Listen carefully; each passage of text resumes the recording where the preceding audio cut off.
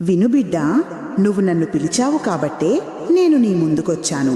నీ జీవితంలో నువ్వనుభవించిన కష్టాలు, మోసాలు, కన్నీళ్లు అన్నీ నీ గతకర్మల ఫలితం. కానీ ఆ సమయం ఇప్పుడు ముగిసింది.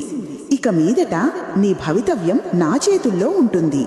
నీ జీవితంలో ఉన్న అడ్డంకులు తొలగిపోతాయి.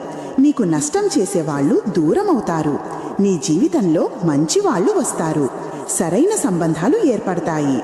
నీ ఇల్లు ఆనందంతో నిండిపోతుంది. నా బిడ్డ, నువ్విప్పుడు నా యోధుడివి. ఇక భయపడేవాడివి కాదు, పోరాడేవాడివి. నీ మనసు ప్రశాంతంగా ఉంటుంది. నీ నమ్మకం తిరిగి వస్తుంది. నీ జీవితంలో కొత్త అధ్యాయం మొదలుపెట్టు. ఇక నీ ముఖంలో నా కాంతి ఉంటుంది. నీ మాటల్లో నా శక్తి ఉంటుంది. నువ్వు ఎక్కడికైనా వెళ్ళినా వెలుగు విరజిమ్ముతుంది. నీ విజయము ఖాయం. అమ్మను నేను ఉండగా చింత ఎందుకు?